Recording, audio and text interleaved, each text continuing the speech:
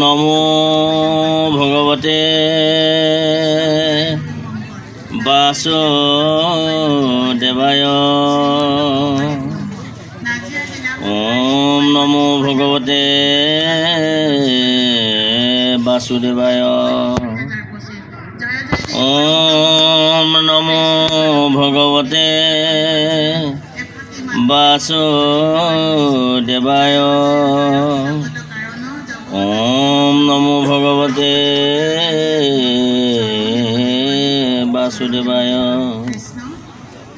নমো ভগবতে তুভ্যং বাসুদেবায় ধীমহি পদুর্মায় নিরোধায়।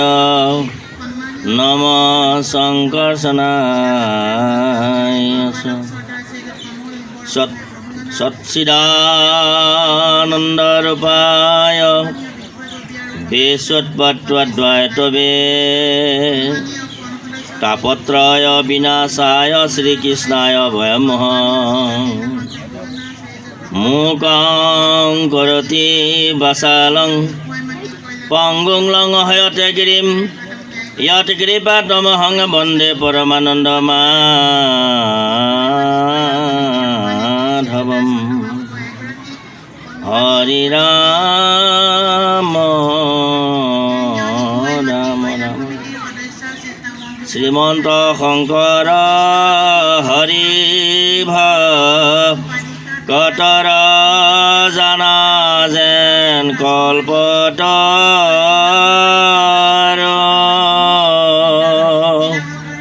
তাহান্ত বিনাই নাই নাই নাই আমার পরম গুরু।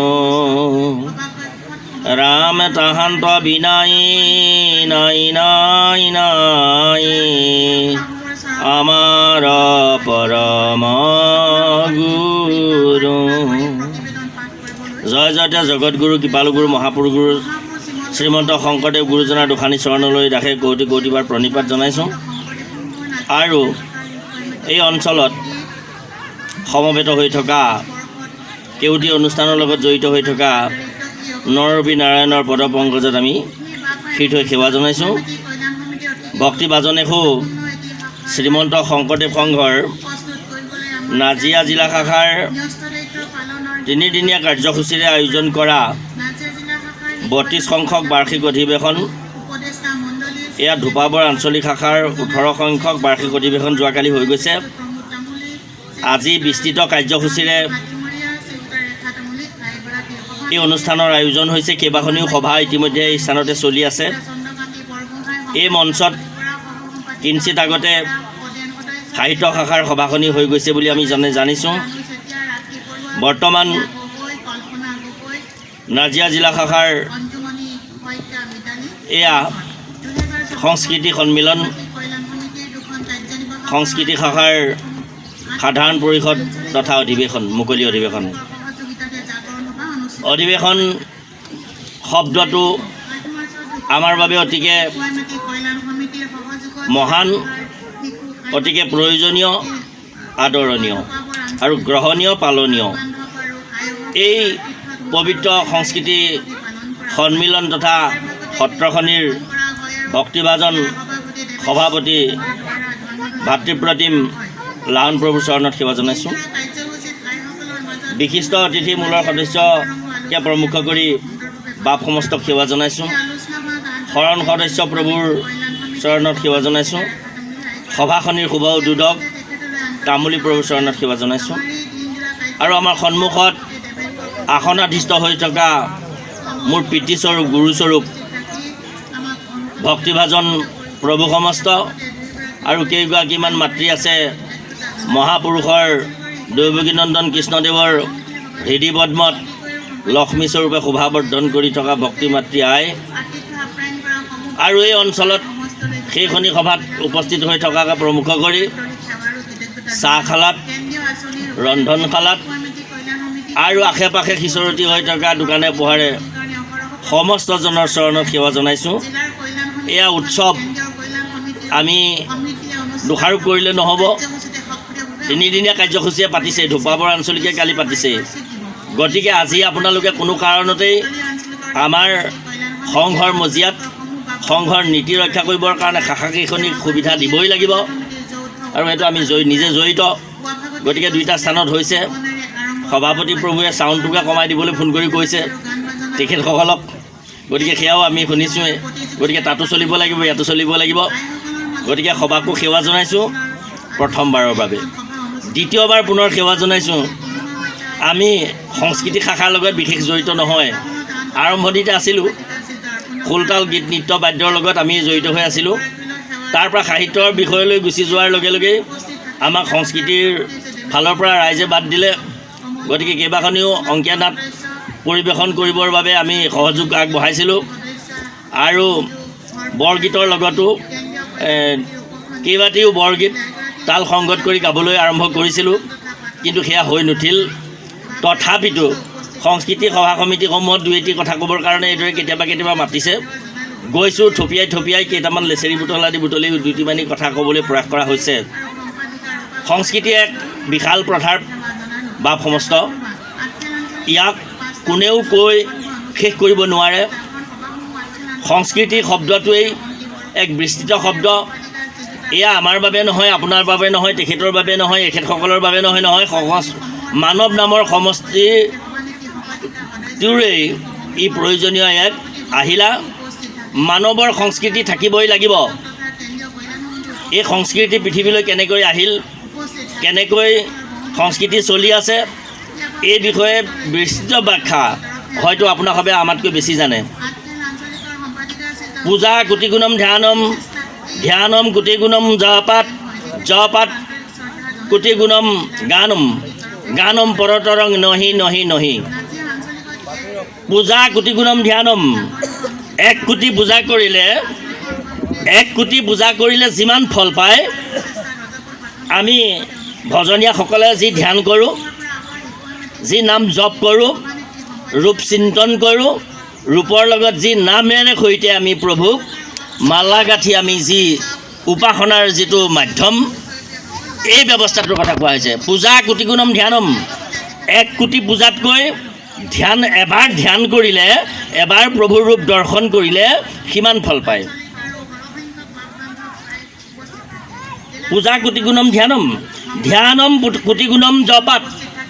আমি সেই সাধনাতে জপ যে কৰোঁ, যি 4 নামেৰে জপ কৰোঁ, এই 4 নামৰ যি ব্যৱস্থা, জপৰ যিটো ব্যৱস্থা, 1 কোটিবাৰ ধ্যান কৰিলে যিমান ফল পায়, এবাৰ জপ কৰিলে, 1 মেৰু জপ কৰিলে, 1 মেৰুত আমি 5 পাক ঘূৰাব লাগে। যিসকলে আমি ভজনীয়াসকলে যিসকলে আমি হাতত কৰমালাৰে নাম জপ কৰোঁ, এই জপত 1 মেৰুত 5 পাক ঘূৰাব লাগে। গতিকে এই যি ব্যৱস্থা আছে, এয়া ধ্যানতকৈ 1 কোটি ধ্যানতকৈ শ্ৰেষ্ঠ। ধ্যানাত কোটিগুণম গানম, 1 কোটিবাৰ সেইদৰে ধ্যান কৰিলে যিমান ফল পোৱা যায়, এটি গীত গালে তাতোতকৈ 1 কোটি ফল বেছি পোৱা যায়। গতিকে গানম পৰতৰং নহি নহি নহি, গীততকৈ শ্ৰেষ্ঠ জগতত একো নাই নাই নাই। গীত সংগীত হৈছে গীত, নৃত্য, বাদ্য, এই তিনিওটা গোটালে ত্ৰয়োমুচ্যতে এটি সংগীতম। গতিকে সংগীত বুলি তাকে কোৱা হৈছে। গীত, নৃত্য, বাদ্য তিনিটা গোট খালে সংগীত হয়। এই সংগীত বা গীত কেনেকৈ মধ্যলৈ নামিল, ইয়াৰ কেইবাটাও আনয়নৰ ধাৰা আছে। এটা ধাৰা মতে দেৱতাসকলে সত্যযুগৰ শেষত ত্ৰেতা যুগৰ আৰম্ভণিৰ আগত, মানে সত্যযুগ শেষ হোৱাৰ সময়ত, দেৱতাসকলে নিজৰ মাজত এনেকৈ আলোচনা কৰিলে যে আমি সদায় ভোগত মত্ত হৈ ভোগী হৈ এইদৰে থাকোঁতে আমি খোৱা বাহিৰে, আমি আনন্দ ফূৰ্তি মগ্ন হোৱাৰ বাহিৰে আমি একো কথাই নাজানিলোঁ। জীৱন এটা যে লৈছোঁ, এই জীৱনটোক ধন্য কৰাৰ কিবা উপায় এটা আমি অৱলম্বন কৰিব লাগিব। ইয়াৰ উপায় কি? আমি দেৱতা হ'লোঁ বুলিও আমি কিবা তৰিব নালাগিবনে? এই বিষয়ে কাক সুধিম বুলি কৈ তেওঁলোকে শ্ৰেষ্ঠ দেৱতা ব্ৰহ্মাদেৱৰ ওচৰলৈ গ'ল। ব্ৰহ্মাক সকলো দেৱ দেৱতাই আৱৰি প্ৰশ্ন সোধাত ব্ৰহ্মাই ক'লে হয় ভোগৰ পৰা আঁতৰিবলৈ হ'লে তোমালোকে এটা কাম কৰিব লাগিব, তোমালোকে সাধন মাৰ্গলৈ যাব লাগিব। ধৰ্ম অৰ্থ কাম মুখ্য চতুৰ্বৰ্গ সাধন যদি কৰা তেনেহ'লে তোমালোক প্ৰকৃততে দেৱতা তেতিয়াহে হ'ব পাৰিবা। গতিকে তোমালোকে পঞ্চম বেদ এয়া লোৱা। গীত ধাৰাটো দিলে। এওঁলোক দেৱতাসকলতো ভোগী, এওঁলোকে ক'ত গীত বাদ্য নিজেই চলাব পাৰিব। গতিকে চলাবৰ বাবে গন্ধৰ্বৰ যা নহুষক দি দিলে দায়িত্বটো। দেৱতাসকলৰে তল শ্ৰেণীৰ আমাৰ যেনেকৈ মানুহৰ ব্ৰাহ্মণ ক্ষত্ৰিয় বৈশ্য শূদ্ৰ থাকে মানুহেই, তেনেকুৱাকৈ দেৱতাসকলৰ মাজৰে অলপ নিম্ন বৰ্গৰ সহায়ক তাৰমানে এই নহুষ ৰজাক দি দিলে, গন্ধৰ্ব ৰজা নহুষক দিলে। নহুষৰ ওচৰতে থাকি গ'ল। গোটেই তেতা যুগটো থাকিল, সত্য যুগৰ সেইখিনি সময় থাকিল যেতিয়া দিছিলে তেতিয়া তেতা যুগ গোটেইখিনি থাকিল। দ্বাপৰো গোটেইটো দেৱলোকত নহুষৰ গন্ধৰ্ব ৰাজ্যৰ গন্ধৰ্বসকলৰ মাজতে থাকি গ'ল। মোৰ কৃপালুগুৰু মহাপুৰুষ গুৰুৱে কলি যুগত এয়া স্বৰ্গৰ পৰা নমাই আনিলে বুলি কোৱা হৈছে। সেইটো এটা ধাৰা। দ্বিতীয়টি হ'ল এই সংগীতটো গোলোকত আপোনাক সব আমি সাধুসকলে জানো। আমাৰ যে ভাগৱতত বা কীৰ্তনত যে আমাৰ বেদস্তুতিত পদ আছে, জগত সংহৰিসুতি আছা নাৰায়ণ প্ৰথমে নিশ্বাসে বাজ ভৈৰৱে দগন, তাৰপিছত সুতিটো কি জগাইলে বিষ্ণুক তুতি কৰি ভগতি ভাবে জেননত ভাতে চক্ৰৱৰ্তী ক জগাৱে। অনন্ত কৌটি কৌটি ব্ৰহ্মাণ্ড ঈশ্বৰ ভগৱন্ত যে বিষ্ণু গোলোকত অনন্ত সজ্জাত শয়ন কৰি থাকে, তেৰাক শয়নৰ পৰা জাগৃত কৰিবৰ কাৰণে নৃত্য ভংগীমাৰে এই ব্যৱস্থাটো তাত অনৰ্বল চলি আছে, অনৰ্গত চলি আছে, সদা সৰ্বদা চলি আছে। সেইকাৰণে ৰাসৰ আন এটা নাম হ'ল নৃত্যৰূপা ৰাস। ইয়াত নৃত্য ভংগীমাৰে তাত চলি থাকে। ৰাস গোলোকৰহে।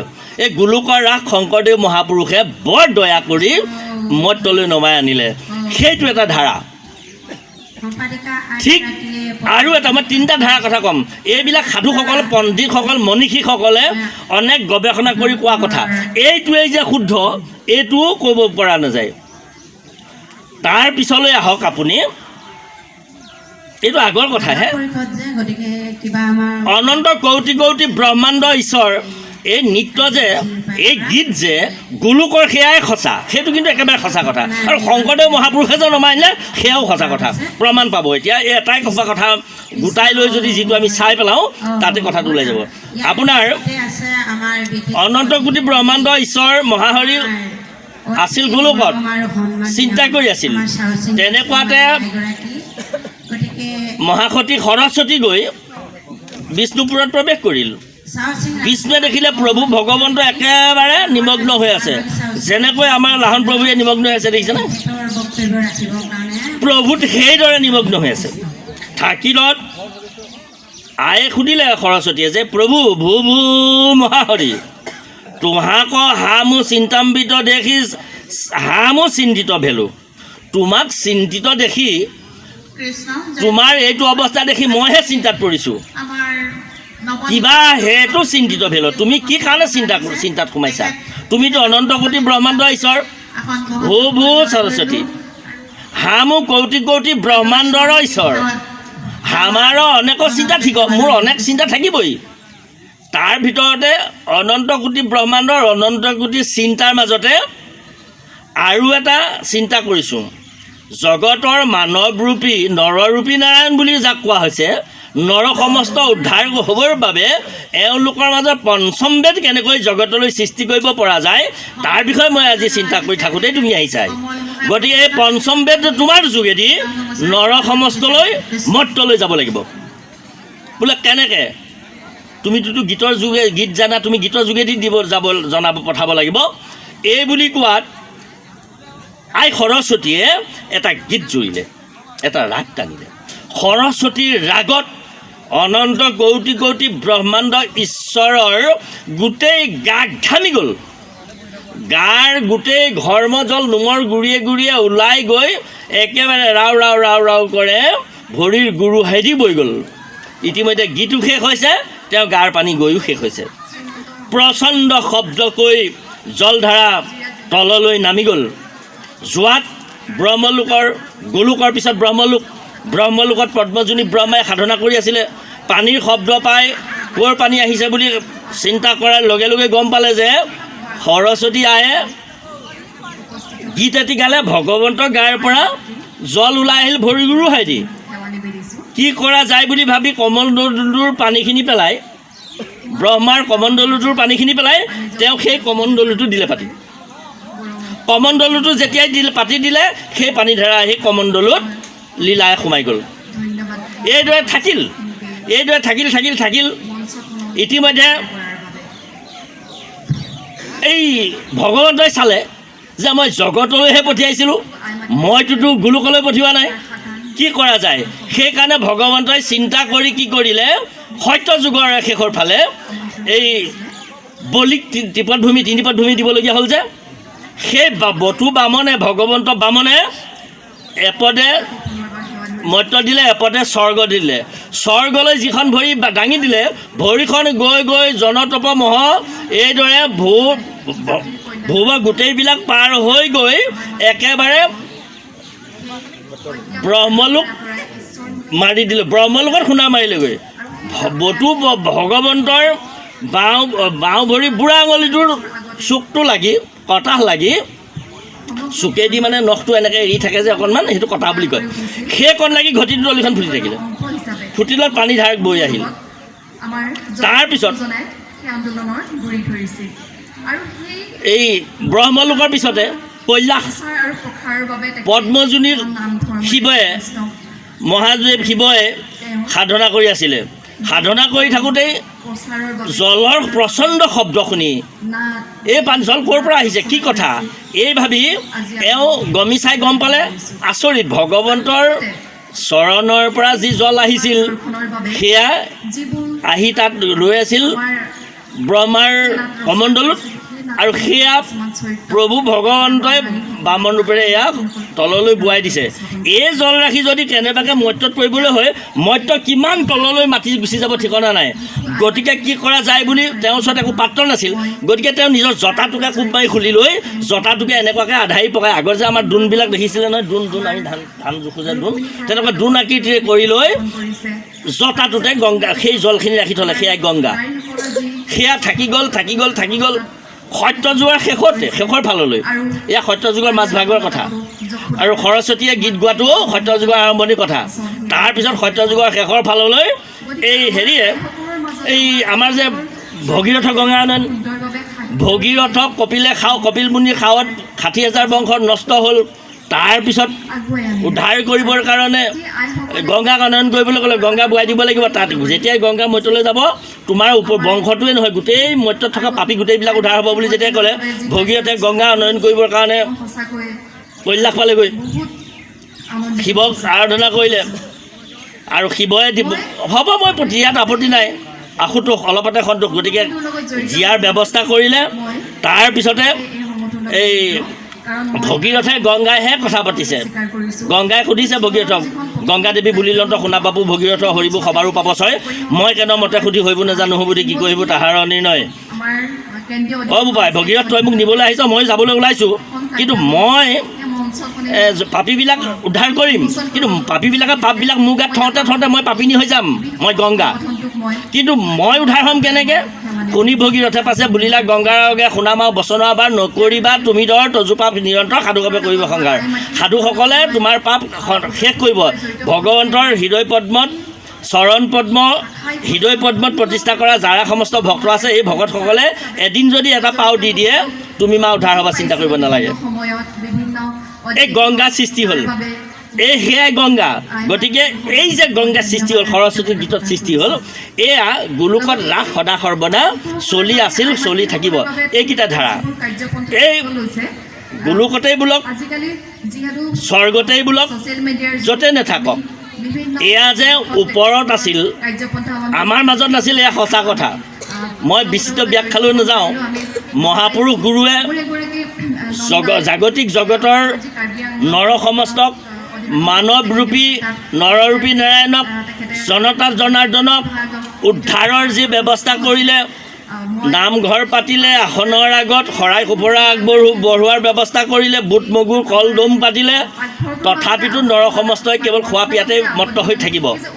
সেয়ে ভাবি মহাপুৰুষে বৰ দয়া কৰিলে, বায়ুমণ্ডলিত ৰাগ দিলনত শংকৰ, পাতি খুন্দা বিষয় এক অতি ভয়ংকৰ, একচৰণ দিতে প্ৰাপ্ত সমস্তে লৰিল, আৰু একচৰণ দিতে সমস্তে সৰিল, সূৰ্যমণ্ডলিত ৰাগ দিলনত শংকৰ, সবে বৃক্ষ পত্ৰ ভৈল যত পূৰ্ব পৰ।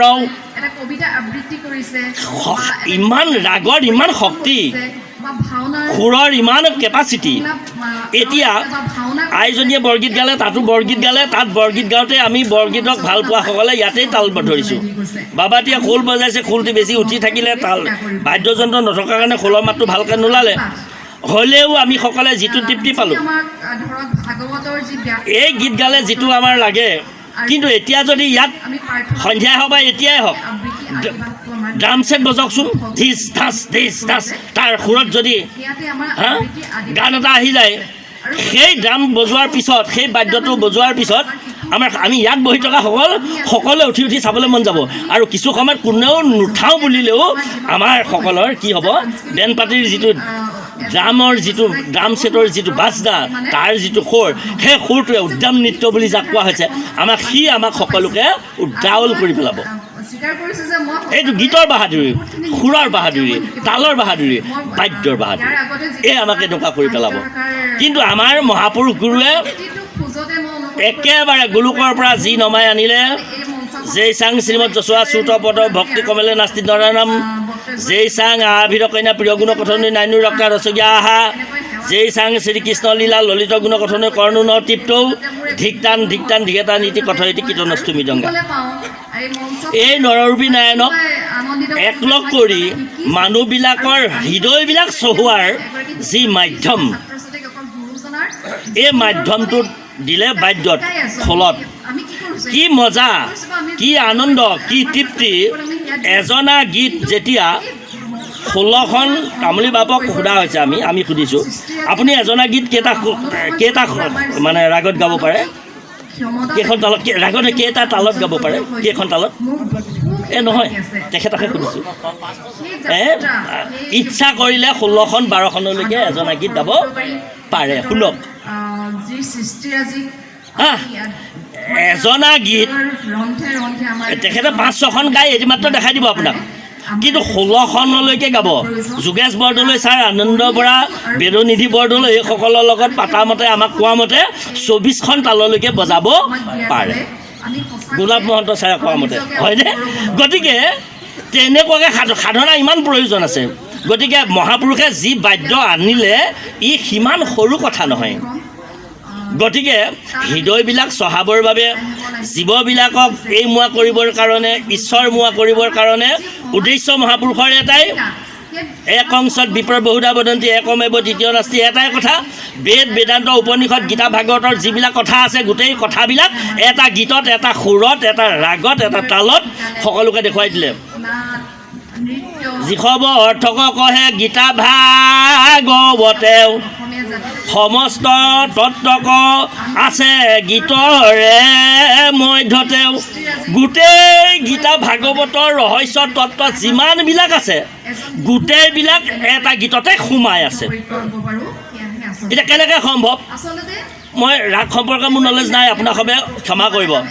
মই দুটা গীতৰ কথা অকণমান ক'ম। গোবিন্দ চিনিত বাল গোপালং ৰতন তলাপমা শয়নেৰ হতু হৰি পংকজনয়ন বিশালং পংকজনয়ন বিশালং। বৰ ওপৰত ধৰিলোঁ, তলত গাবলৈকে দিগদাৰ হৈছে। এতিয়া কথাটোলৈ আহক গোবিন্দ চিন্তহু বালগোপাল হে গোবিন্দ মাধৱপুৰ হয়তো হে গোবিন্দ মই বালগোপাল মানে একেবাৰে শিশু গোবিন্দ কৃষ্ণক মই সেৱা কৰিছোঁ চিন্তা কৰিছোঁ চিন্তন কৰিছোঁ গোবিন্দ চিন্তহু বালগোপাল কোনটো গোবিন্দক মই চিন্তা কৰিছোঁ ৰতন তলপ মহ যিটো সোণৰ যিটো গোবিন্দ বালক কৃষ্ণক সোণৰ এই শয্যাখনত মানে পালেংখনত শুৱাই থোৱা হৈছে যেনেকৈ প্ৰতাপ লাহন সভাপতিৰ ল'ৰাটি যিমানটি তেনেকুৱা কৃষ্ণ যেনিবা সিমানটি কৃষ্ণই শুৱাই থৈছে ক'ত এই সোণৰ ৰতনৰ তলপ মহ শয়নে ৰহটো সতি য'ত শুৱাই থৈছে ত'তে মোৰ গোবিন্দ কৃষ্ণ শুই আছে কেনেকৈ শুই আছে পংকজ নয়ন বিশালং বিশাল পদুম যেন চকুজুৰি জপাই লৈ শুই আছে গীতটোৰ কথা ইয়াত তত্ত্ব ৰহস্য অৰ্থলৈ যাওক অৰ্থত গুহ টান পদত গুহ টান ৰাগত গুহ টান অৰ্থত অৰ্থ ছয় প্ৰকাৰৰ শব্দাৰ্থ অভিধান অৰ্থ তত্ত্বাৰ্থ পৰমাৰ্থ ৰহস্যাৰ্থ গুহাৰ্থ আৰু মৰ্মাৰ্থ এতিয়া গোটেই অৰ্থ ছটা অৰ্থই সোমাই আছে গীতটোত এতিয়া চাওক কৃষ্ণ গোবিন্দ মই চিন্তা কৰিছোঁ বালক কৃষ্ণক সোণৰ পালেংখনত শুৱাই থৈছে আৰু মোৰ উপাস্য দেৱতা বালক কৃষ্ণ শুই আছে পদুম যেন বিশাল চকুজুৰি জপাই লৈ কথাটো সেইটো পিছৰ পদলৈ যাওক কৰ পংকজ যোগ হৈছে নাই কেইবাগৰাকীও বক্তা ইয়াত তেখেতলোকে ক'ব বুলি মই আশা কৰিছোঁ গতিকে পুনৰবাৰ মই গুৰুজনাক সেৱা কৰি কৰ পংকজ যোগ ধৰি পদ পংকজ বয়নে পংকজ নিবেশিতাং মুনিবৰ কৈছন সূৰ্য মিয়া মধু পাদ পংকজৰ পীতং পাদ পংকজৰ পীতং কি কৰ পংকজ যুগ পদুম যেন হাত দুখনৰ সৈতে ধৰি পদ পংকজ পদুমৰ নিচিনা ভৰি দুটিত ধৰি লৈ কৰ পংকজ যুগ ধৰি পদ পংকজ বয়নে পংকজ নিবেশিতং পদুম যেন মুখখনিৰ ভিতৰত পদুম যেন হাত দুখনেৰে পদুম যেন ভৰি দুটি মুখত সুমুৱাই লৈ বয়নে পংকজ নিবেশিতং মুখত সুমুৱাই লৈ চুপ চুপকৈ চুপি আছে কোনে বালক গোবিন্দ কৃষ্ণ যিজন বালক গোবিন্দ কৃষ্ণক সোণৰ পালেংখনত শুৱাই থোৱা হৈছিলে আমাৰ স্বভাৱতে 9-10ৰ পৰা 12-14 বছৰীয়া শিশু এটা পালেঙত শুৱাই থ'লে যেনেকৈ বিচনাত শুৱাই থ'লে যেনেকৈ হাত দুখনৰ সৈতে ভৰি দুখন বলেৰে আনি লৈ মুখৰ ভিতৰত চুমা কৰি থাকে চুপি থাকে এইটোৱে কথা এতিয়া পিছৰ পদটোলৈ যাওক মুনিবৰ কৈছন গুৰুজনাই সুধিছে কি কৈছে মুনিবৰ কৈছন চুৰি অমিয়া মধু নিজ পদ পংকজ পানং কেলে খাই থাকা কৃষ্ণ তুমি যে নিজৰ ভৰি দুটা হাত দুখনৰ সৈতে ভৰি দুটা মুখৰ ভিতৰত সোমাই লৈ কেলে খাই থাকা এইকাৰণে খাই থাকা যোগীগণে ধ্যান কৰি প্ৰবন্ধে সমাধি ধৰি সদায় চৰণ চিন্তা যাৰ বিধিৰ গোচৰ নুৰি ভকতিত বৈশ্য হৈ তেন্তে পুত্ৰ ভৈলা যশোধাৰ এই যশোধাৰ প্ৰাণকৃষ্ণই অনন্ত কোটি কোটি ব্ৰহ্মাণ্ড ঈশ্বৰক তেওঁক যোগীসকলে সিদ্ধসকলে সাধুসকলে সন্তসকলে মহন্তসকলেনো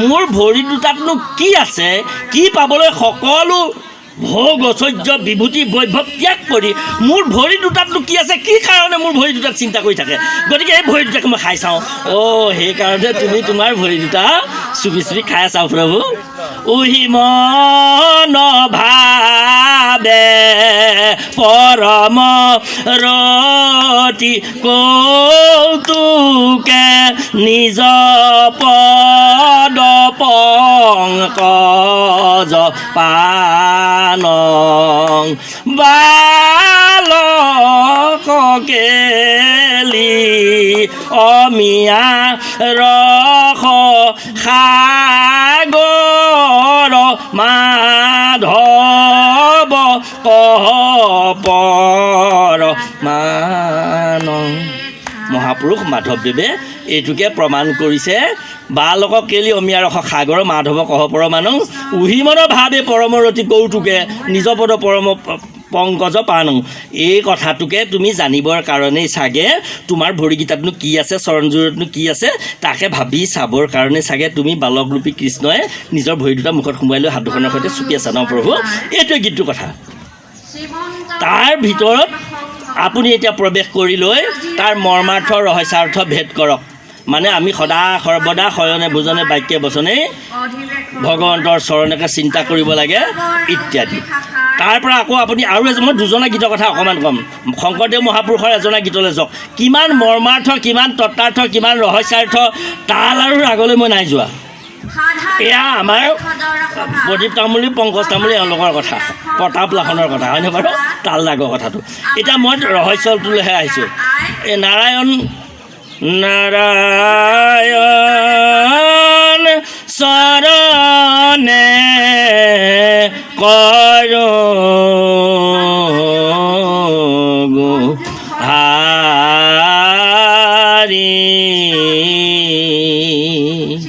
নাৰায়ণ চৰণে কৰোঁ গোহাৰি এই ধনশ্ৰী ৰাগ বিষয় বিলাস পাশ চাৰি অমিয়াম বিষয় বিলাস পাশ চিনি অমিয়া মধু বিষয় বিলাস পাশ নিজ মানে বৰ্জনা মই পাহৰি গৈছোঁ বিষয় বিলাস পাশ উহিলোতে বাটুৱাৰী বিষয় বিলাস পাশ চেৰাৰী অমিয়া মধু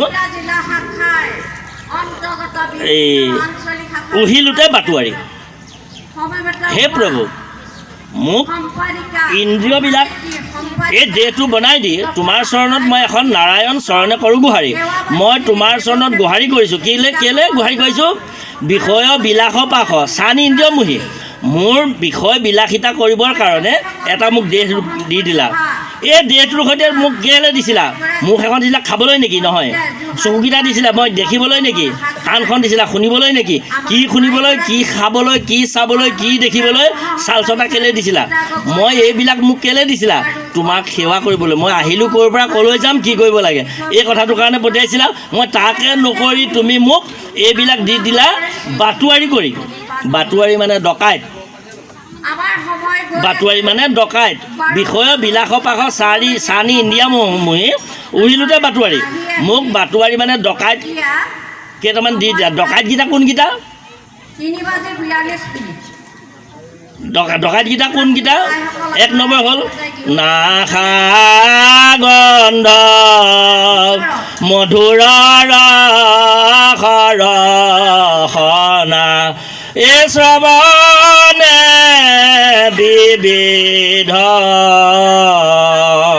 নোধাই নয়নে ৰূপ পৰশ কচ চাহে কাহে ভজোত জো পায়ে মোক যি দিগদাৰ কৰিছে মোক যি এই ডকাইতকেইটা যে দি দিলে বুলিছোঁ ডকাইতকেইটা কোনকেইটা এক নম্বৰ ডকাইত হ'ল নাখা গন্ধ মধুৰ ৰসনা মানে জিভা নাক জিভা মধুৰ ৰসনা শ্ৰৱণে বিবিধ ধ্বনি ধাই মোক কাণকেইখন যেন দিলা শব্দ শুনিবৰ কাৰণে 3 নম্বৰ ডকাইত নয়নে ৰূপ চাবৰ কাৰণে চকুকেইটা দিলা 4 নম্বৰ পৰশ চাহে এই চাল চটা যে দিলা মিহি খহটা চেঁচা গৰম ইত্যাদি উপলব্ধি কৰিবৰ কাৰণে এই এটাইকেইটা বোলে ডকাইত এতিয়া উহিলোতে বাটুৱাৰী নাখা গন্ধ মধুৰ ৰসনা শ্ৰৱণে বিবিধ ধ্বনি ধাই নয়নৰ ৰূপ পৰশ টচ চাহে কাহে ভজু তজু পায় মই তোমাক কেনেকৈ ভজিম এতিয়া এই ডকাইতকেইটা দি দিলা এই যে আমি এইকেইটাৰ সৈতে এইকেইটা একেলগে ডকাইত বুলিছে চকুকেইটাই কি চাবলৈ দিছিলে চকুকেইটাই ঈশ্বৰৰ ৰূপ চাবলৈ দিছিলে নাকেৰে কি নিৰ্মাল্য তুলসী গান লবে নাশিকায় ঈশ্বৰৰ নবেদৰ গুণ ল'বলৈ দিছিলে কাণেৰে কি দিছিলে এই যে শব্দ নাদ ব্ৰহ্ম আমি যে ওম ধ্বনিটো কৰিলোঁ যে আপুনি এই ওম ধ্বনিটো আমাৰ ইয়াত জগত ব্ৰহ্মাণ্ডত সদা সৰ্বদা চলি আছে এই নাদ ব্ৰহ্ম এই নাদ ব্ৰহ্ম চলি আছে এই নাদ ব্ৰহ্ম শুনিবৰ কাৰণে এই নাদ ব্ৰহ্মই অনন্ত কোটি কোটি ব্ৰহ্মাণ্ডক কৃপা কৰি আছে সেইকাৰণে শ্ৰৱণ শ্ৰেষ্ঠ কীৰ্তনটো আগতে সৃষ্টি হৈয়ে আছে আপুনি আপোনাৰ এই বুঢ়া আঙুলি দুটাৰে সৈতে যদি কাণখন হেঁচা মাৰি দিয়ে মূৰত এই তিনিটা আঙুলিৰ সৈতে প্ৰেছাৰ দিয়ে হেঁচা দিয়ে জোৰেৰে বন্ধ কৰি দিয়ক আপুনি একো ক'ব নালাগে আপুনি ওম শব্দটো শুনা পাব এই ওম শব্দটো আমাৰ ইয়াত চলি আছে গতিকে এই ওম শব্দটো আমাৰ ইয়াত চলি আছে বিৰাট ব্ৰহ্মাণ্ডখনত যেনেকৈ চলি আছে হৃদয় ব্ৰহ্মাণ্ডখনতো এই ওম শব্দটো চলি আছে গতিকে প্ৰভুসকল আইসকল এই নাদ ব্ৰহ্মৰ লগত আমাক সংযোগ স্থাপন কৰোৱালে আমাৰ জগতগুৰু কৃপালু গুৰু মহাপুৰুষ গুৰু শ্ৰীমন্ত শংকৰদেৱ গুৰুজনাই গতিকে মহাপুৰুষ গুৰুজনাই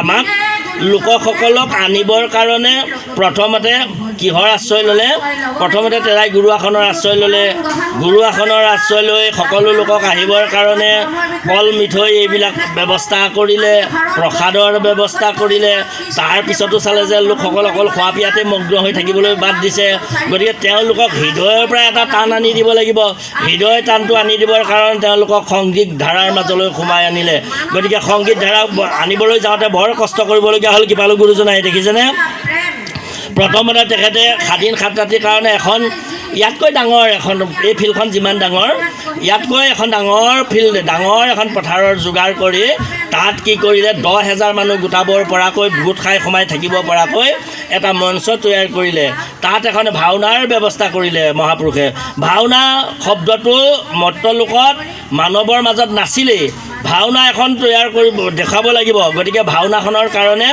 গোটেই গঞাবিলাকক খবৰ দিলে তেওঁলোকে বাঁহ কাঠ কাটিলে 10,000 মানুহ গোটাব পৰাকৈ শৰণ খেৰকে আদি কৰি নৰাকে আদি কৰি এইবিলাক গোটাই লৈ এখন ডাঙৰ এটা মঞ্চ তৈয়াৰ কৰিলে ৰভাঘৰৰ তৈয়াৰ কৰিলে সেইসকল লোক তাত থাকিল তাৰপিছত আকৌ লোকসকলক বিভিন্নজনক বিভিন্ন অভিনয় কৰিবৰ বাবে বিভিন্ন দায়িত্ব দিলে অকল দিয়াই নহয় তাল আনিলে ভূটানৰ ভোৰ তালৰ আশ্ৰয় লৈ মহাপুৰুষে তালৰ ব্যৱস্থা কৰিলে আৰু 9টা খোলৰ ব্যৱস্থা কৰিলে এইফালে খোলবিলাকতো এনেই খোল হোৱা নাই আমাৰ টিচাৰসকলে শিক্ষকসকলে জানে খোলটোৰ কিমান নাম আছে তালযোৰতো 4 বস্তু দিলে মহাপুৰুষে 4 বস্তু কেতিয়াও ক'তো এৰা নাই আপুনি তালযোৰতো 4 বস্তু আছে খোলতো 4 বস্তু আছে সকলো আছে আনকি খোলটো এনেকুৱা এটা জোখত দিলে এই বাদ্যটো বাজিবৰ কাৰণে ইয়াৰ আগত আমি যে আগত শ্লোকজনা গাইছিলোঁ যে চাং আভিৰ কন্যা প্ৰিয়গুণ কথন নাইন্দু ৰক্তাৰ সজ্ঞা এই যিটো বাদ্য আছিল আগৰ যিটো বাদ্য আছিল তাক দেৱবাদ্য বুলি কোৱা হৈছে তাক মৃদংগ বুলি কোৱা হয়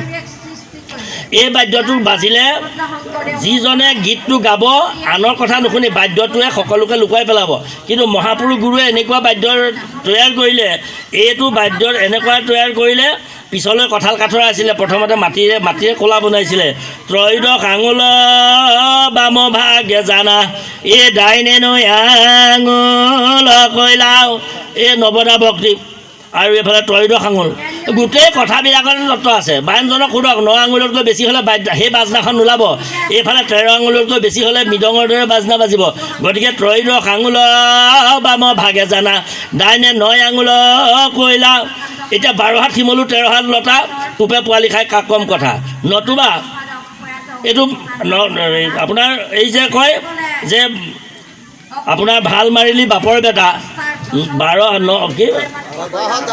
12 হাত জালৰ 13 হাত ভাল মাৰিলি বাপৰ বেটা ৰৌ বৰালি খৰকি গ'ল পুথি কলিহা পাহে পাহে ৰ'ল মানে একান্ত ভকতসকল ৰৈ গ'ল 12 স্কন্ধ ভাগৱতৰ গোটেই কথাবিলাক যদি জানে 12 হাত জাল 13 হাত ফটা ৰত্নাৱলীত শৰণ সাধু সংঘ সৎসংগ বিৰচন আছে হয়নে বাৰু গতিকে এইদৰে নৱদা ভক্তি কথাৰ উপৰিও আৰু 10, 11, 12, 13 আৰু 4 চন পদ বেলেগে ৰচনা কৰা হৈছে।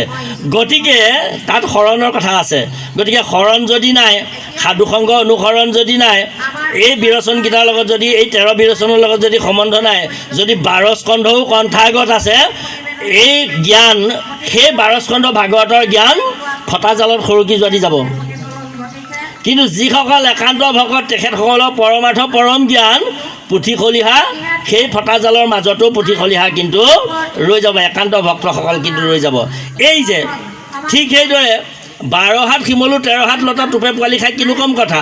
12 স্কন্ধ ভাগৱতত মানে 12 হতীয়া শিমলু এজোপাত বোলে 13 হতীয়া লতা এডাল আছিলে।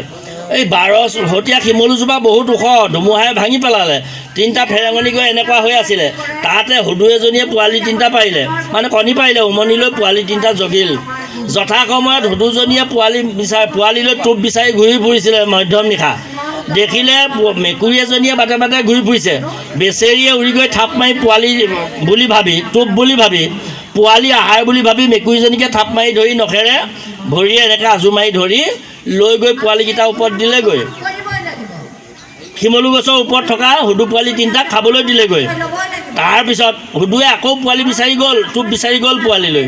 তাৰপিছত মেকুৰীজনীয়ে ভাবিলে, তাইও পোৱালি জন্ম দিয়েহে পোৱালিলৈ টোপ বিচাৰি ঘূৰি ফুৰিছিল মেকুৰীজনীয়ে। হুদুজনীয়ে ভুল হ'ল।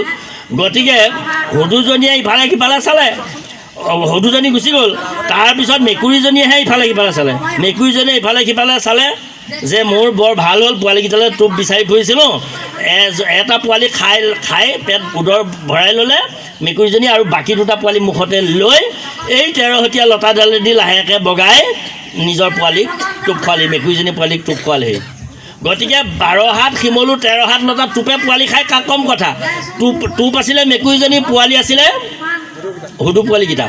হুদু পোৱালিকেইটাক খাব লাগিছিলে মেকুৰীজনীয়ে, কিন্তু হুদু পোৱালিকেইটাই খাব লাগিছিলে মেকুৰীজনীক, কিন্তু মেকুৰীজনীয়েহে খালে হুদু পোৱালিকেইটা। টোপে পোৱালি খাই কিনো কম কথা। গতিকে 12 স্কন্ধ ভাগৱতৰ সাৰ তত্ত্ব মৰ্ম কথাবিলাক লৈ জীৱবিলাক উদ্ধাৰ হ'ব লাগিছিল, কিন্তু জীৱবিলাক উদ্ধাৰ নহৈ 12 স্কন্ধ ভাগৱত থাকোঁতেও জীৱবিলাক নৰকলৈহে গৈ আছে, বেয়া কামহে কৰি আছে। গতিকে এই কথাটো বুজাবৰ কাৰণে এইটো হ'ল। সেইকাৰণে মহাপুৰুষ গুৰুৱে এই তত্ত্ববিলাককে আনি বাদ্যতে সোমোৱাই দিলে।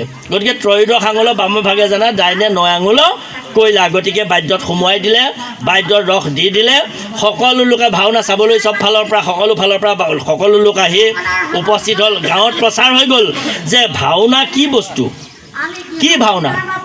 তাৰপিছত ভাওনাৰ কাৰণে মহাপুৰুষ গুৰুৱে কি দিলে, চিহ্ন কৰিলে। সেইকাৰণে চিহ্ন যাত্ৰা নাটখনৰ নাম।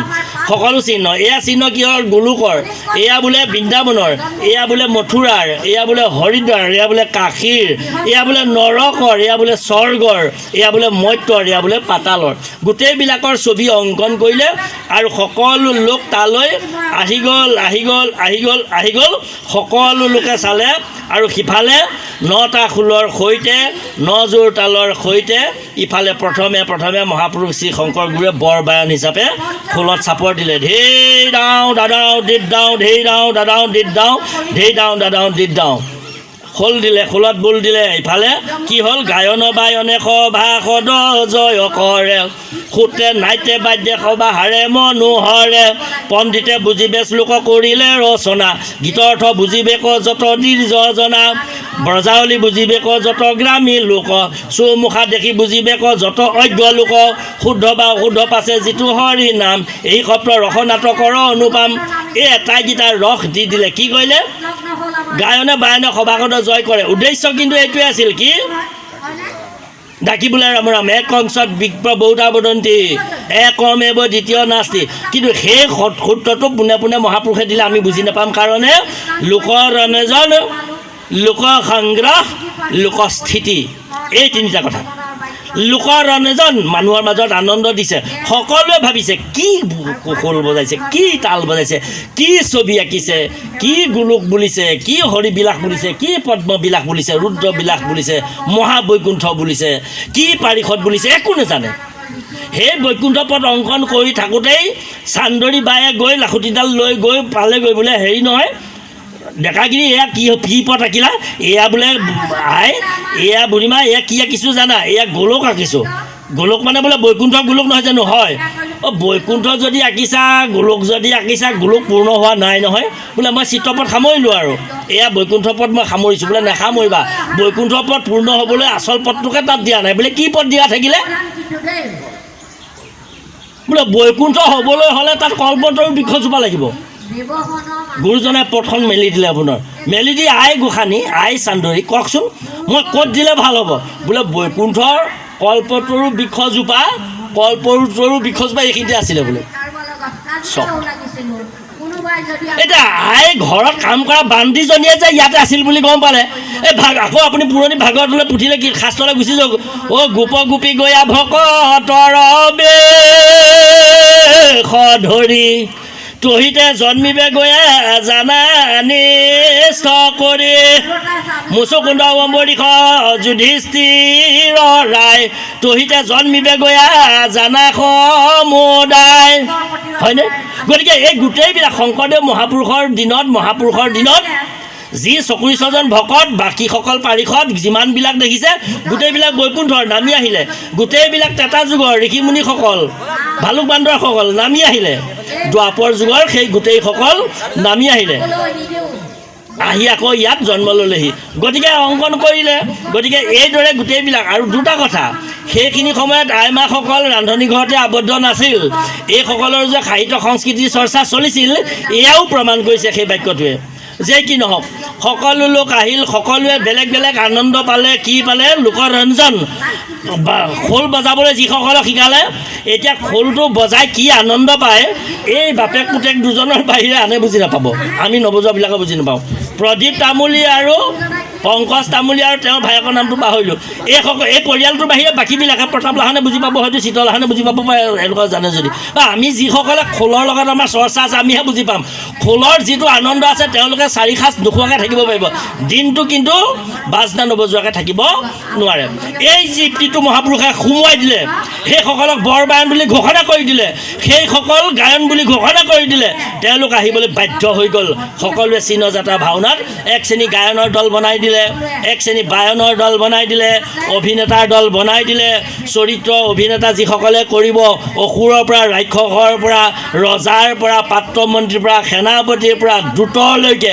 একেবাৰে সেইসকলে এক শ্ৰেণী সম্প্ৰদায় সৃষ্টি কৰি দিলে যিবিলাকৰ নাম এতিয়া উপাধি হিচাপে আছে নাম লগোৱা উপাধিৰ সৃষ্টি কৰি দিলে গতিকে সেই গোটেইসকল লোক গোট খালে সকলোৱে লোকেই ভাওনা উপভোগ কৰিবৰ বাবে চিহ্নযাত্ৰাৰ মঞ্চত সোমাই গ'ল 10,000 মানুহ গোট খাই আছে যেতিয়া গায়নত বল দিলে ধেই দাওঁ দাদাওঁ দেত দাওঁ গায়নৰ বায়নে সভাসদ জয় কৰে গায়ন বায়নসকলে কেনেকৈ এতিয়া ভাওনালৈকে চাওক 4টা 5টা খোল লৈ যেতিয়া গানিকাযোৰ বজাব ধেই দাওঁ দাদাওঁ দেত দাওঁ ধেই দাওঁ দাদাওঁ দেত দাওঁ ধেই দাওঁ দাওঁ তা ধেই খিত ধেই দাওঁ দাওঁ তা ধেই খিত বা ধেই খিত তিত দাওঁ তাত দাওঁ খিত এইভাগে যে চাপৰবিলাক মাৰি গ'লে তালো আছে বাজিলে নচাই নাছিলে ঘোষা ধেমালি ন ধেমালি বৰ ধেমালি সৰু ধেমালিলৈ মই নগ'লোৱে বা ধুমুহিতে আপুনি চাবচোন কি অৱস্থা হয় গোবিন্দ মাধৱ প্ৰাণ বান্ধৱৰ গাঁৱতেই যেতিয়াই ঘূৰিব লাগিব যেতিয়া খোলটো এনেকৈ দাঙিব তেতিয়াই মানুহে কথা পাতি থকা মানুহে কি কয় কথা পাতিবলৈ বন্ধ কৰি সেইফালে চাই দিয়ে আৰু দুটা কাৰণত চাই কথা পাতি থাকোঁতে তেওঁলোকৰ যিটো বল শক্তি ক্ষয় হৈছে এই বলটো যোৱাৰ কাৰণে তেওঁলোকে বেছিকৈ চিঞৰিবলগীয়া হৈছে খোলৰ মাতৰ শুনা নাই সেইকাৰণেও বন্ধ কৰে আৰু মহাপুৰুষে বলেৰে নামঘৰলৈ সোমোৱা জীয়বিলাকক এটা কথা প্ৰতিষ্ঠা কৰিব আহিব লোকৰঞ্জন লোকসংগ্ৰহ মানুহ গোট খালে লোকস্থিতি এই স্থিতিটো কি এক অংশত বিপদ ৰৌদা বদন্তিয়ে একমেব দ্বিতীয় নাচি এই কথাটো প্ৰতিষ্ঠা কৰিবৰ কাৰণে দেখুৱাই দিবৰ কাৰণে ভাওনা চাবলৈ কেলৈ আহে এটা সত্য প্ৰৱৰ্তন কৰিবৰ বাবে আহিছে প্ৰতিষ্ঠা কৰিবৰ বাবে আহিছে কি জনাহি ধৰ্মস্য গ্লানি ভৱতি ভাৰত ধৰ্মৰ জয় অধৰ্মৰ পৰাজয় অসত্যৰ পৰাজয় সত্যৰ জয় ঈশ্বৰেই সত্য এই কথাটোকে উপলব্ধি কৰিবৰ কাৰণেই তেওঁলোক আহিছে এইটোকে তেওঁলোকে চাবই লাগিব তেওঁলোকে খোলটো ফালে চাই থাকিব লাগিব তালযোৰৰ ফাললৈ চাই থাকিব লাগিব নহ'লে গুৰু আসন ফাললৈ চাই থাকিব লাগিব জানক নাজানক বুজক জ্ঞানী অজ্ঞানী মূৰ্খ একো নজনা বা বহু জনা পণ্ডিত সাধু সন্ত মহন্ত যি নহওক সকলোৱে চাই থাকিব লাগিব কোনে কি ভাৱনাৰে চাইছে নাজানো কিন্তু চাব যে লাগিব খাটাং গুৰুজনাই বলেৰে সকলো জীৱকে আনি খোলটোলৈ তালযোৰলৈ চুৱাই দিলে গায়ন বায়ন সভাসদ জয় কৰে সূত্ৰ নাট্য বাদ্য সভাহাৰা মনোহৰে পণ্ডিতে বুজি পাইছে লোক কৰি ৰচনা গীতৰ অৰ্থ বুজি পাক যত যি যোজনা ব্ৰজাৱলী বুজি পাক যত অজ্ঞ লোক চৌমুখা দেজি গতগামী লোক চৌমুখা দেখি বুজি পাক যত অজ্ঞ লোক সকলো চাবৰ বাবে বাধ্য কৰোৱাই দিলে শুদ্ধ বা অশুদ্ধ পাছে যিটো হৰি নাম এই সপ্তৰস নাটকত অনুপাম গতিকে সপ্তৰস দি দিলে সকলোৱে নিজ নিজ ৰস চাবৰ বাবে নিজ নিজ ৰস পাবৰ কাৰণে এই মোৱা হৰি মোৱা হৈ গ'ল ঈশ্বৰ মোৱা হৈ গ'ল কৃষ্ণ মোৱা হৈ গ'ল গতিকে আছে সকলোৱে চাই আছে তাৰপিছতে গায়ন বায়ন অহাৰ আগলৈ আহক আৰিয়া কি সংস্কৃতি আৰিয়া মানে এই যে নগছ চাকি জ্বলালে যে এই নৱদা ভক্তি তাৰ আগে আগে দুজন যায় কি যায় ভটা লৈ যে যায় সেয়া শ্ৰৱণ জয়দবী ভগৱতী নৱ বিধ মাধৱৰ শ্ৰৱণ কীৰ্তন ভক্তি ইয়াতে আছে শ্ৰতৰ গতিকে নবিধ ভক্তি যদিও আছে নৱদা ভক্তিৰ মহিমা আজি মই দেখুৱাই দিম চাবা নৱদা ভক্তি হ'লেও তোমালোকে ভয় কৰিব নালাগে নবিধ ভক্তি আচৰণ কৰিবৰ কাৰণে শ্ৰৱণ কীৰ্তন কৰিলেই হ'ব গতিকে শ্ৰৱণ কীৰ্তন আগতে গ'ল তেওঁলোকে ৰৈ দিলেগৈ শ্ৰৱণ কীৰ্তন এওঁলোক গায়ন বায়ন গাই কি কৰিলে এনেকৈ ঢেৰাপাক এটা দিলে ঢেৰাপাকটো মানে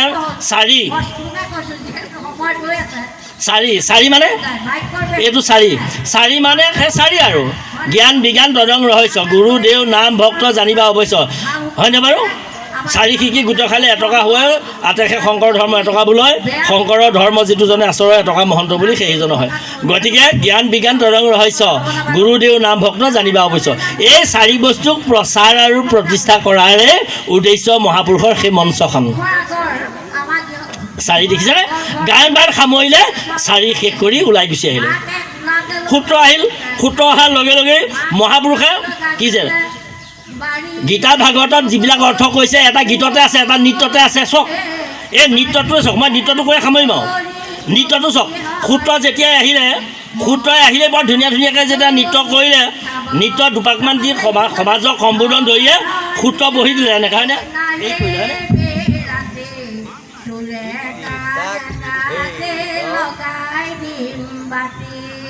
সদায় দেখি আছোঁ অৰ্থ মই ক'লো গোটেই শাস্ত্ৰ ভাগত বেদ বেদান্ত অৰ্থ এটা গীতত সোমাই আছে এটা নৃত্যত সোমাই আছে নৃত্যটো চাওক এতিয়া কি কৈছে এই সূত্ৰ নৃত্যটো এই বাকীবিলাকৰ মুদ্দালৈ মই নগ'লোঁ এই দেখিছেনে এইটো যে কৰে যে এইটো মানে কি অৱনিশি চাৰি বেদ বিচাৰি বেকত গৰু হৰি নাম এই কথাটোক প্ৰতিষ্ঠা কৰিবৰ কাৰণে ঈশ্বৰে সঁচা বুলি ক'বৰ কাৰণে কিমানবাৰ দীঘলৈ যাবলগীয়া হৈছে কিমান কষ্ট কৰিবলগীয়া হৈছে কিমানবাৰ ঢাকি দেখি যাওঁ কিমানবাৰ শাস্ত্ৰ পঢ়ি জ্ঞানী গুণী সাধু সন্ত মহন্তসকলক লগ কৰিবলগীয়া হোৱাৰ পাছতহে মহাপুৰুষে এক শৰণ হৰি নাম ধৰ্ম কহু ৰাজা কৰো প্ৰকাশ নৃত্যটো চাওক সংস্কৃতি চাওক মহাপুৰুষে এইটো তাৰপিছত এইটোৱে কি ক'লে নৃত্যটো যে সোমাইহে আমাৰ সকলোকে কৈছে কি কৈছে কি ভাগৱতে পৃথিৱী অপ তেজ বায়ু আকাশ অকণমান আগৰ পৰা আহিব নহ'লে অৰ্থ নোলাব যিটো শৰীৰৰ অৰ্থে কৰে কৰ্ম নানা প্ৰাণ গৈলে খব হৈবে ইহাক নজানা ইষ্ট মিত্ৰ কুটুম্ব যতেক জ্ঞাতি গণ অসুচি বুলিয়া নগৰিবে দৰিখন কাষ্ট হেন পৰি থাকে ভূমিত পৰিয়া হেন দেহাই আপোনাৰ বোলাকি লাগীয়া পৃথিৱী অপ তেজ বায়ু আকাশ পৰ ৰূপ ৰস গন্ধ স্পৰ্শ শব্দ তন্মান্তৰ এই জ্ঞানেন্দ্ৰিয় কৰ্মেন্দ্ৰিয় মদয় অহংকাৰ মন বুদ্ধি চিত প্ৰকৃতিৰ নাম তাৰ 24 তত্ত্বক বুলি কহে ভূত গ্ৰাম সব এক ঠাই ভৈলে তাৰ দেহা নাম আমি সকলোৱে মানৱ নামৰ এটা দেহ ধাৰণ কৰিছোঁ এই মানৱ নামৰ দেহ ধাৰণ কৰিছোঁ আমাক মানুহ বোলে এই মানুহবিলাক এইবিলাক প্ৰাণীৰ নিচিনা নহয় এই প্ৰাণীবিলাক এনেকৈ নাথাকে চব কুকুৰটো এনেকৈ থাকে এইখিনিতে মুখখন আছে এইখিনিতে শৌচদ্বাৰটো আছে মেকুৰীটো এইখিনিতে শৌচদ্বাৰ আছে হাঁহজনীৰো এইখিনিতে মুখ আছে এইখিনিতে শৌচদ্বাৰ আছে পোনাই দিলে মুখখনৰ পৰা শৌচদ্বাৰটো মিলি যাব এনেকৈ থাকেহে হাতীটোৰ এইখিনিতে মুখ এইখিনিতে শৌচদ্বাৰ মাছটোলৈ মনত পেলাই দিয়ক খাপটো দীঘলে দীঘলে থক মুখখনৰ সৈতে শৌচদ্বাৰ সমান মাছটোৰ তেনেকুৱা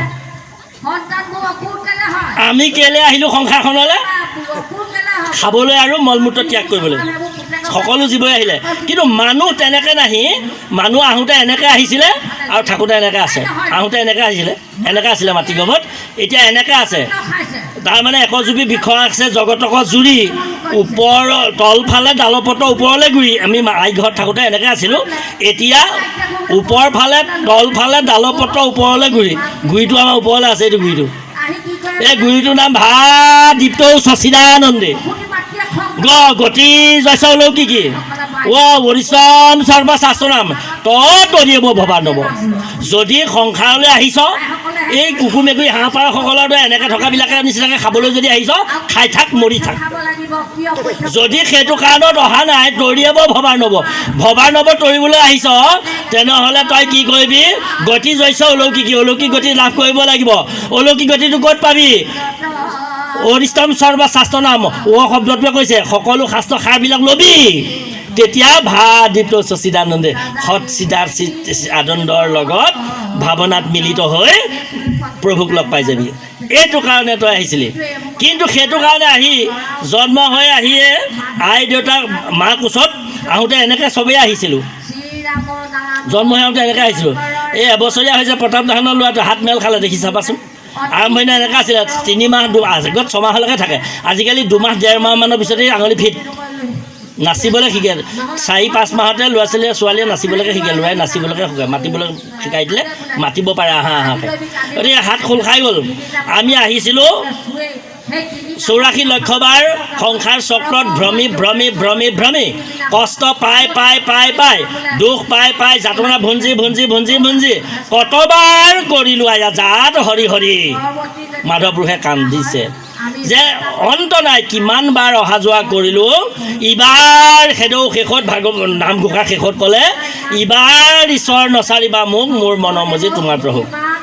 এইটোলৈ গ'লোগৈ। গতিকে আমি এই সংসাৰ চক্ৰত বাৰম্বাৰ যে দুখ পালোঁ, যাতনা পালোঁ, যে কষ্ট পালোঁ, ইয়াৰ পৰা হাত সৰাৰ উপায় হ'ল এইটোৱেই, কি ঈশ্বৰৰ ওচৰলৈ আমি এতিয়া যাব লাগে জীৱবিলাক। গতিকে নাজানো কেলৈ পাহৰি পেলালোঁ।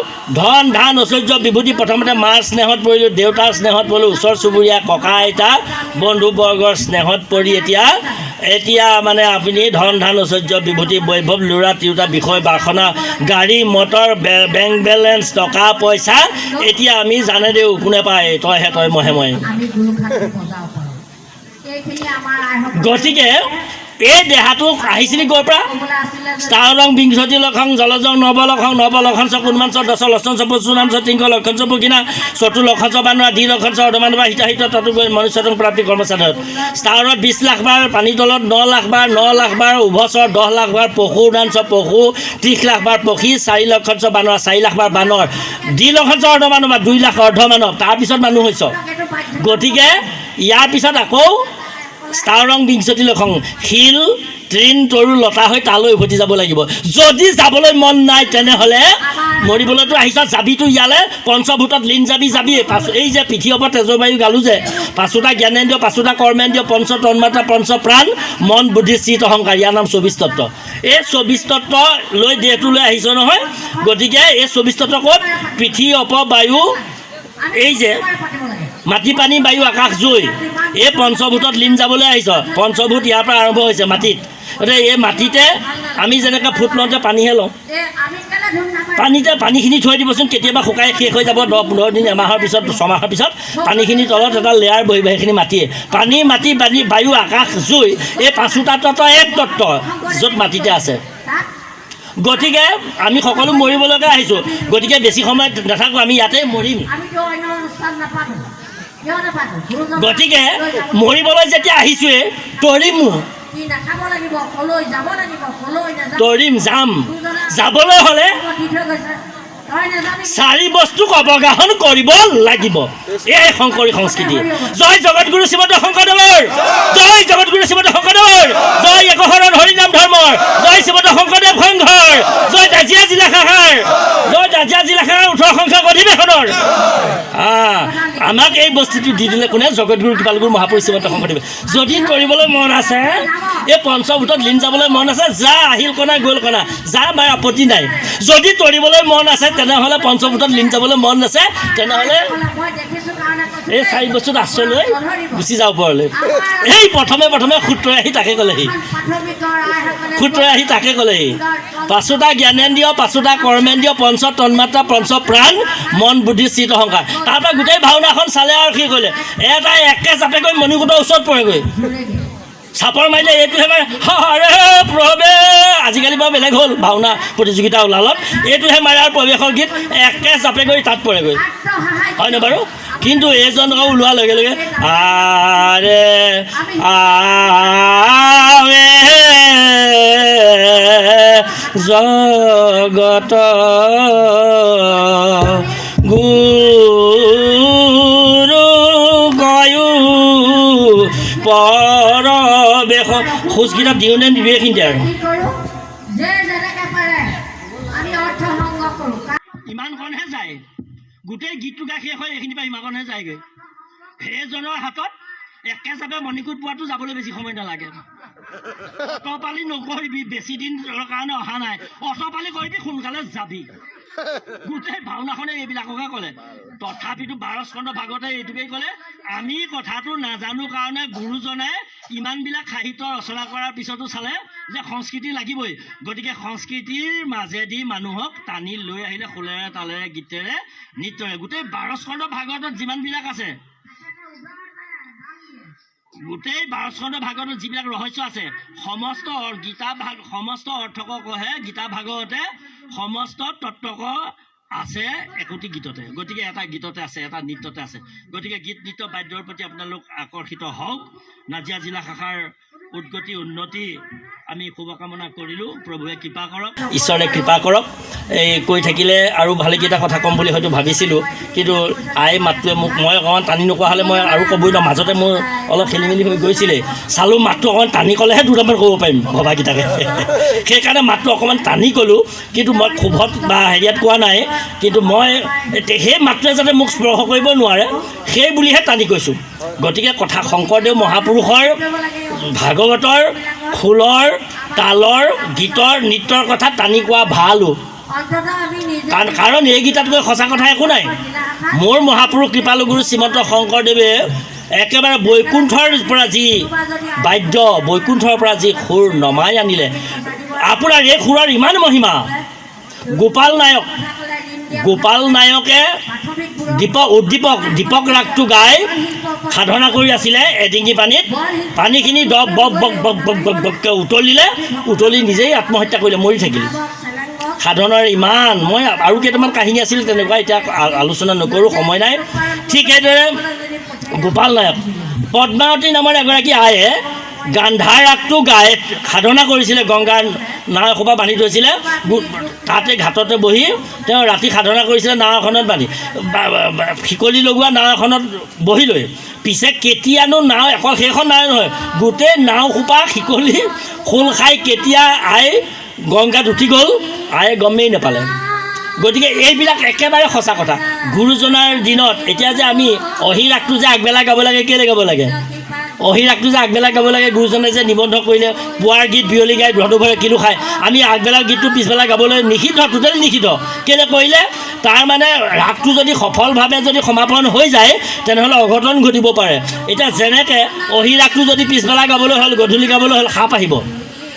আমি গালে নাহিব পাৰে, আচল ৰাগটো যদি আহি যায় তেনেহ'লে সাপ আহি যাব। এই এবাৰ নাগিন নামৰ এখন চিনেমাত হলৰ ভিতৰত সাপ সোমাই গৈছিলে নহয়, কাৰণ সেই ৰাগটোত সাপ আহে। তাৰমানে এতিয়াও সাপ নাছে যে, এই সুৰৰ ইমান বাহাদুৰি। মহাপুৰুষে গীত গাই থাকোঁতে গাভিনী হাতীয়ে আহি তাত প্ৰসৱ কৰিলেহি। বনৰীয়া হাতী এজনীয়ে হাতী দলৰ পৰা ফাটি আহি তাত গুৰুজনাৰ এই গীত শুনি হাতীগৰাকীয়ে সন্তান প্ৰসৱ কৰিছে। এইবিলাক সাধু কথা নহয়। গতিকে এইবিলাক ভাগৱতৰ কথা, এইবিলাক পৰম অমৃত কথা। এই অমৃত কথা গ্ৰহণ কৰিবৰ বাবে আমি অমৃতৰ সন্তানসকল আস্তে ভৰ্গ আস্তে নধীশ তিষ্ঠতি তিষ্ঠত জোতে নিপদ্য মানতি স্বৰূতি স্বৰূত ভগ চৰৈৱতী। বেদে স্তুতি কৰিছে, উপনিষদে স্তুতি কৰিছে, হে অমৃত সন্তানসকল। আমি সাধাৰণ মানুহ নহয়, দেউতাকৰ পুতেক নহয়, আমি সাধাৰণ নহয়, আমি অসাধাৰণ। আমি যে মানুহ জন্ম ল'লোঁ, গৰু ছাগলী হাঁহ পাৰ এইবিলাক হৈ আহিহে হৈছোঁ। ইয়াৰ পিছত আকৌ মানুহ জন্ম পাম যেন আশা নাই। গতিকে এই জন্মটো বিফলে গোৱাব নালাগে। যদি ভস্ত ভৈল, শ্ৰীমদ ভাগৱতত প্ৰথমতে লিখিছে, ভস্ত ভৈল যদি বা অলপত গ'ল প্ৰাণ জানা নাহি তথাপি তাহাৰৰ কল্যাণ। হয়, কোনোবাই হয়তো সাধন মাৰ্গত ভক্তি মাৰ্গত বহুত প্ৰৱেশ কৰিব নোৱাৰিলে, সোমাইছিলেহে, একো কথা আয়ত্ব কৰিবই নোৱাৰিলে, তেতিয়াও ঢুকাই থাকিলে। তেওঁক প্ৰভুৱে হাঁহ পাৰ কুকুৰ মেকুৰী ছাগলী নিদিয়ে, তেওঁক মানুহেই দিব। এইটো খাটাং ভাগৱতৰ এনেকুৱা অংশ কৰিছে। সেইকাৰণে সাধুসকল, সন্তসকল, মহন্তসকল, বাপসকল, নাজিয়াবাসী ৰাইজ, স্থানীয় দুগ্ধৰবাসী ৰাইজ, সবাকো আমি সেৱা জনাইছোঁ। আপোনাক ধোপাবৰবাসী ৰাইজ, আপোনাৰ খবৰ চৰণত আমি সেৱা জনাইছোঁ। আৰু যাৰা সমস্তৰ বিষয়ববীয়াই আমাক আমন্ত্ৰণ কৰি আনি অকণমান মহাপুৰুষৰ গীত নৃত্য বাদ্য সম্পৰ্কে, সংস্কৃতি সম্পৰ্কে দুষাৰ ক'বৰ কাৰণে সুবিধা দিলে, তাৰ কাৰণে আমি তেখেতসকলৰ ওচৰত কৃতজ্ঞ হৈ ৰ'লোঁ। আৰু কেতিয়াও আমি ভাবিব নালাগে মই খোল বজাব নাজানো, তাল বাব নাজানো, একো নাজানো, এইবিলাক সংস্কৃতি বুলি ভাবিও নল'ব। সংস্কৃতি আপুনি শুই উঠাৰ পৰা আগত টোপনি যোৱা লাগে। আগত মানুহৰ ঘৰলৈ আলহী গ'লে কি কৰে, দাদা আহিলে বহক, তামোল খাওক, খাব তামোল খাব, এইটো আছিলে। সেইটো সংস্কৃতি নহয়। কিন্তু এতিয়া আহিলে আপোনাক যদি বোলে আহক বহক, এইটো সংস্কৃতি নহয়। আপোনাক আগবাঢ়ি গৈ মাতি আনিলে ধুনীয়াকৈ চকীখন চুই, আপোনাক চকীতে হওক, ঢাৰিটো বাদ দিয়ক, চকীতে যদি বহিবলৈ ক'লে বহক, ভালে আছে নহয়, ভাল। গুৱাহাটীত তামোল বটাটো চকীতেই দিছে, যদি বটাত চকীখনত তাতে টেবুলতে যদি হাতখন ফুৰাই গোৱা আগবঢ়াই দিলে, তামোল বুলি নকয় যদি গোৱা বুলি কয়, গোৱা অকণমান গ্ৰহণ কৰকচোন। ভকত নহয় বোলে, সংগী নহয়, আমি সেৱা ধৰাৰ ব্যৱস্থা নাই, এও সংস্কৃতি হয়নে বাৰু? আগৰ ৰন্ধন প্ৰকৰণৰ যিবিলাক কৌশল আছিল, ব্যৱস্থা আছিল, এইবিলাকক আজিকালি সংস্কৃতি এইবিলাকক মিউজিয়ামত ৰখাৰ ব্যৱস্থা কৰিছে। চৰু কেৰাহী, তোলা, হেতা এইবিলাক তালৈ নিয়াৰ ব্যৱস্থা কৰিছে। কেলৈ? এইবিলাক এতিয়া সংস্কৃতিত আগবঢ়া নাই, অপসংস্কৃতিত আগৰ সংস্কৃতিটো লুপ্ত হৈছে। গতিকে ইয়াক সংৰক্ষণ কৰিলেহে, ৰক্ষণাবেক্ষণ দিলেহে হ'ব। গতিকে আপোনাসৱক কাবৌ কৰিছোঁ, সেৱা জনাইছোঁ। আপোনাসৱৰ সতি সন্ততিবিলাকক আমাৰ এই যে খোলটো তালযোৰ লৈ যায় ভাওনা আৰম্ভ কৰিবলৈ গৈ যে সেই মঞ্চখনৰ, সেই ভাওনাখনৰ ময়ো এজন ভাৱৰীয়া। এই শংকৰদেৱ সংঘ নামৰ আমাৰ ভাওনাৰ মঞ্চটোৰ নাম কি? শংকৰদেৱ সংঘ। গতিকে সেই মঞ্চখনৰ আমি প্ৰত্যেকে একোটা ভাৱৰীয়া। এই চাৰি বস্তুৰ লগত আমি অৱগাহন কৰিব লাগে।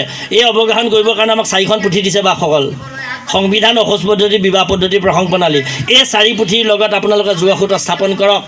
আপোনালোকৰ শিশুসকলক লৈ, যুৱকসকলক লৈ এটা অনুষ্ঠান, আই মাতৃ কল্যাণ সমিতিক লৈ এটা অনুষ্ঠান, আৰু আমাৰ শ্ৰীমন্ত শংকৰদেৱ সংঘ বয়সস্থ বাপসকলক লৈ এটা অনুষ্ঠান। মুঠতে চাৰি যেনিয়ে পোনাই তেনিয়ে চাৰি হৈছে। এই চাৰিৰ পৰা কেতিয়াও আপোনালোকে আঁতৰি নাহক। চাৰি বস্তুক ৰক্ষা কৰিবৰ কাৰণে ভগৱন্তে শক্তি দিয়ক। সৰ্বত্ৰ প্ৰকাৰে নাজিৰা জিলা শাখাৰ জয় ঘোষণা কৰিছোঁ। সদৌ শেষত মোৰ গুৰু গৃহৰ জয় কামনা কৰিছোঁ, মহাপুৰুষৰ জয় কামনা কৰিছোঁ। আৰু শংকৰদেৱ মহাপুৰুষৰ লগতে অনন্ত কৌটি কৌটি ব্ৰহ্মাণ্ড ভগৱন্ত কৃষ্ণদেৱৰ জয় ঘোষণা কৰি আমি অব্যাহতি লৈছোঁ। জয় গুৰু শংকৰ, অপৰাধ বিনাশন। জয় জগতগুৰু শ্ৰীমন্ত শংকৰদেৱৰ, জয় জগতগুৰু শ্ৰীমন্ত শংকৰদেৱৰ, জয় একশৰণ হৰিনাম ধৰ্মৰ, জয় একশৰণ হৰিনাম ধৰ্মৰ, জয় শ্ৰীমন্ত শংকৰদেৱ সংঘৰ, জয় নাজিৰা জিলাৰ 18 সংখ্যক বাৰ্ষিক অধিৱেশনৰ। ঠাইডোখৰ নামটো কি কৈছিল? জয় ধোপাবৰ আঞ্চলিক শাখাৰ, জয় ধোপাবৰবাসী ৰাইজৰ। হৰি ৰাম অপৰাধ বিনাশন দুজুনাম নাৰায়ণ জানি নামে বহিল শৰণগতি নাহিকে মৰণে। অপৰাধ ক্ষমা কৰি তুমি দেখিল হৰি, মোক ৰক্ষা কৰিছোনে, মোক ৰক্ষা কৰিছোনে। কৃষ্ণ কৃষ্ণ কৃষ্ণ হৰি হৰাম।